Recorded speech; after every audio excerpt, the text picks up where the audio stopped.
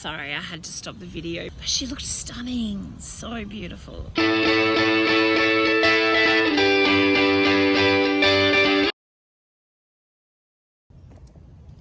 Hi there, my friends. I have come to the magical, incredibly beautiful Botanic Gardens today to share with you a very big day. I've chosen this spot. It's got the most incredible, what are they, Moreton Bay fig trees, and it's an alleyway, and it is, I just love this spot. It's so incredibly beautiful. Anyway, if there are too many people that walk past, I might even move to another beautiful spot. I think it's one of the prettiest places in Adelaide City. So today, a year ago, is when they found tumours in my body. It's hard to believe that it's been a whole 12 months and so much has happened in that time. So I just wanted to share a few reflections with you. Firstly, I guess the shock of being told you have a disease like cancer is, I still remember that first week where I was so scared and convinced that I was going to die. It was just horrific, and I'm so thankful that I had the immediate support of my surrogate parents, my friend Michelle and her family, and my friend Roxanne.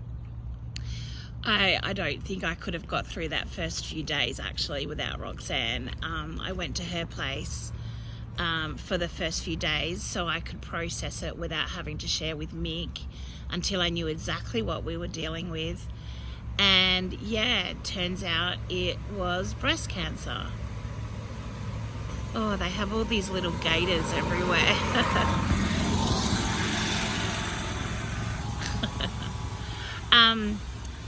Yeah, and I just remember sobbing and sobbing and sobbing in Roxanne's house, and her just holding me while I cried and tried to come to terms with this, what I thought at the time was a very deadly disease. So, yeah, I guess in the space of that week, like I had to do biopsies, mammograms, all that scary stuff. And then a week later, I finally got the diagnosis that it was breast cancer and it was stage 4. And it had already spread to my spine, my ribs, an elbow, and the bottom of one of my shoulder blades. So it was a shock. It was a huge shock to think, how have I not even known that this has happened?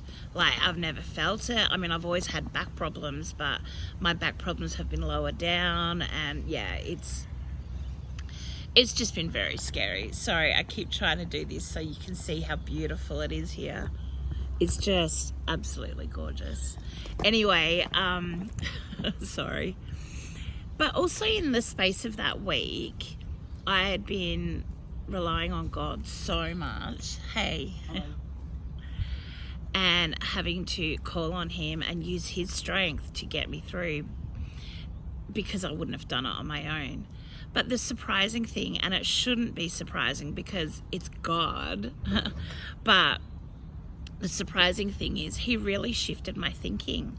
He changed it to, look, Linda, it doesn't matter if you're going to pass away, because if you pass away, you get to be with me. And if you live, then you live.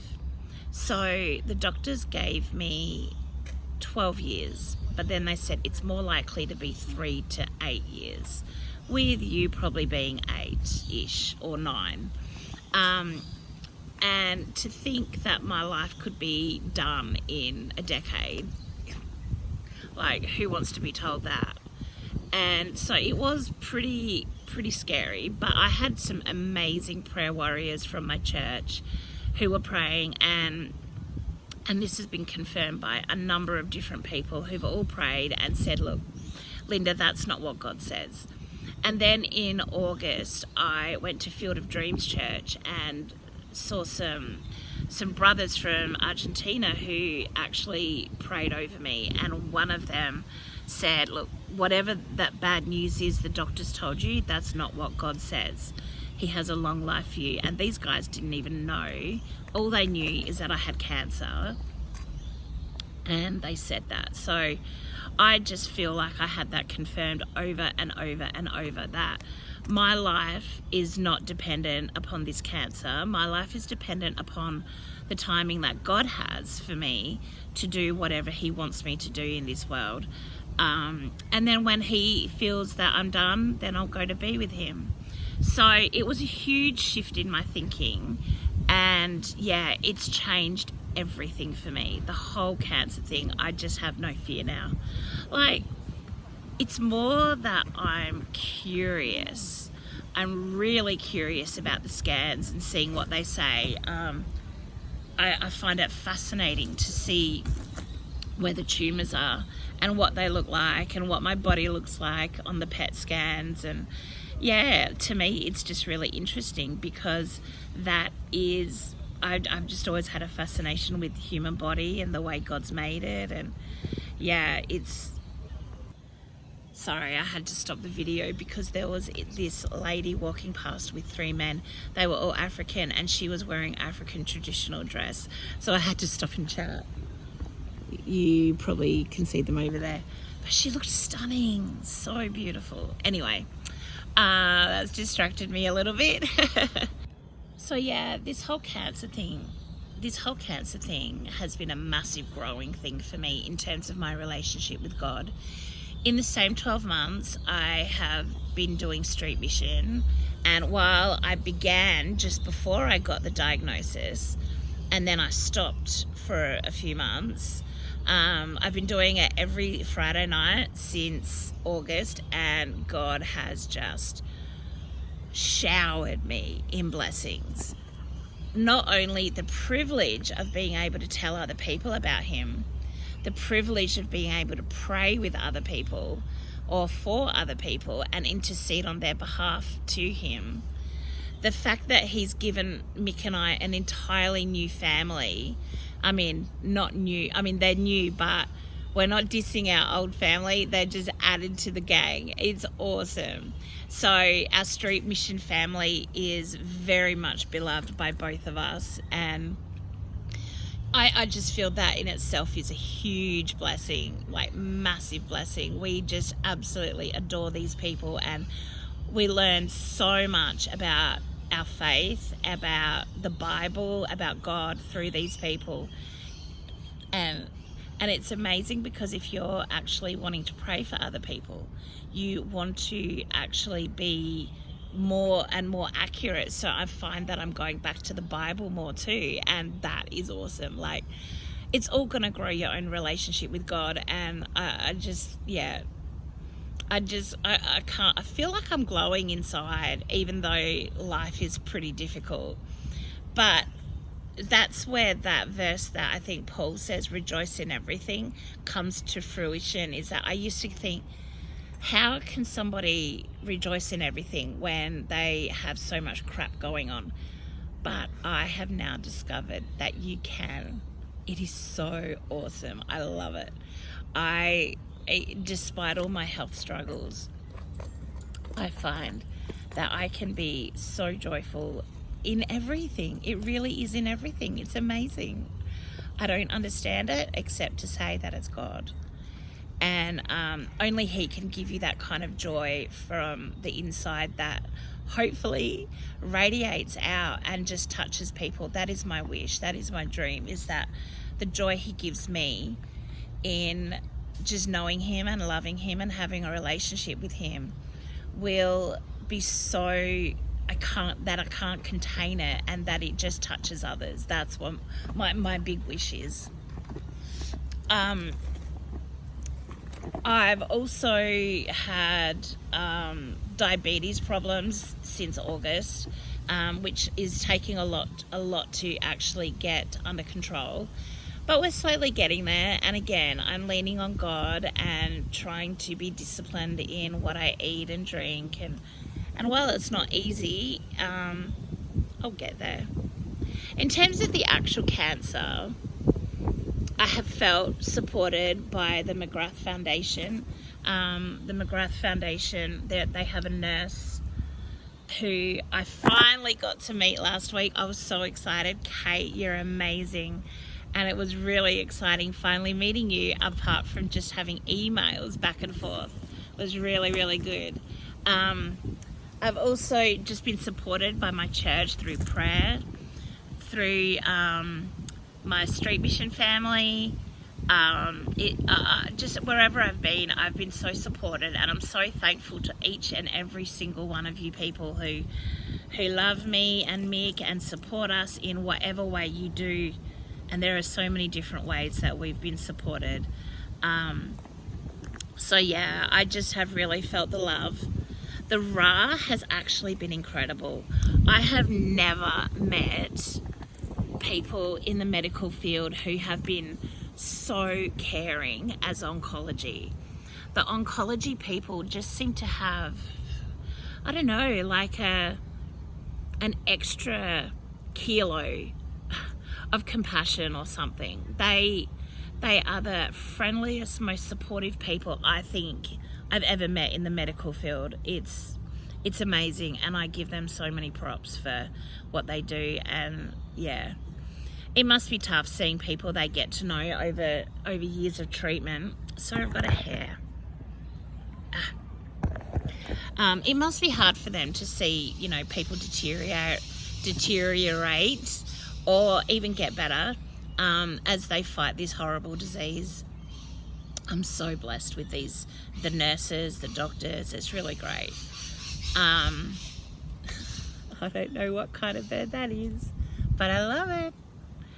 I also wanted to say that my fitness is going to start improving because I am going to join this program that the Ra has specifically for breast cancer patients, and it's called Breathe, and it's actually, it allows you to access the Ra gym for free, while I think you have not a personal trainer, but you have someone like a worker of some kind that is going to help you tailor exercises to suit you. So that's really awesome, and I'm quite excited to follow up on that. And that will also help my diabetes and of course my weight.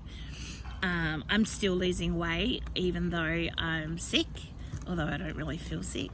I actually feel like I've gotten off quite lightly with cancer, to be honest. Like one of the people I love so much got diagnosed November or December with ovarian cancer, and she's had a rough trot. She's had to have surgery, chemo, all of that kind of thing. Yeah, I haven't. I've like, cause mine's a hormone-based cancer, all I've had to do is my monthly injections and the 2 oral tablets I take. And granted, the side effects aren't great, but they're a lot better than chemo ever would be. So my side effects mostly are diarrhea and menopause symptoms. So night sweats, hot flushes, they are the main symptoms. But I've also noticed my hair does come out a lot, not in great chunks or anything, but I do lose, like whenever I brush my hair, the brush is completely full to the top of the bristles with hair. So I do lose a lot of hair when I brush it. So I actually try not to brush my hair too much, because I don't want to lose. I mean, I've got a lot of hair. I have a lot of hair. I've always been blessed with really healthy hair. Unfortunately, it doesn't feel so healthy these days. Since I started treatment, my hair is a lot coarser. Like, it just doesn't have that smooth shininess.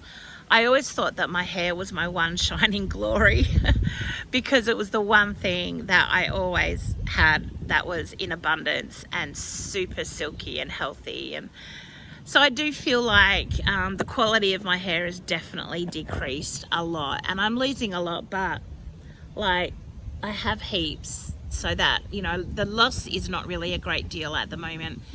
And that is because one of the medications is like chemo. She said, the registrar basically said a couple of months ago what each of my medications were for. And one of them she called a chemo drug. And I said, oh, is it a chemo medication? And she said, well, it works the same as chemo. I'm like, oh, okay, I didn't realize that. I found that interesting. So yeah, life is, I don't know, it's not really gotten much worse. Like I said, I feel like I've gotten off lightly. Yeah, my side effects are not pleasant, but when you compare them to my friend who's had chemo and lots of chemo, and I think, you know, I thank God so much that if I had to have cancer, it was this one, and that he is helping me through it so easily. Easily sounds funny, but I'm comparing my cancer journey to the majority who have chemo, because I've seen people go through that and it's not pleasant. And so I do feel very blessed and very fortunate. And yeah, I'm not quite sure what else to share with you about this. I still can't believe it's a year. All I know is that this last year has strengthened my relationship with God as I have gone to him more and more and more. But I'm not sure if that is as a result of the cancer, or is it a result of street mission and me wanting to desperately have other people know him, and being surrounded by godly people who absolutely love God and the Bible and try to live out exactly what he preaches. So I'm not sure, but all I know is that God has definitely taken the front seat in my life in the last 12 months, and it's exciting, and the joy that is constantly in me is definitely not a testament to my cancer or diabetes issues. It's a testament to God and what he can do in your life, even when you get the scariest, horriblest diagnosis. So I'm going to leave it there, but I praise God and I thank him so much for what he's doing in my life, and I really pray that if you don't know him, that you write to me and ask how can you know him, because he is definitely the one getting me through this cancer journey, no questions asked. So yeah, I would love to help you get to know him. And if you already know Jesus, then read your Bible more and more and more, and go to God more and more and more, as he is your strength, he is your rock, he is your shelter, he is your hiding place. When the world is scary, I crawl onto his lap and I sit there and rest. And that is the only kind of rest that can be complete and peaceful and rejuvenating. It fills me up. So on that note, thank you so much for all of your support so far. This last 12 months, I probably couldn't have done it without many, many, many of you. So thank you. And yeah, keep watching for further updates. Bye.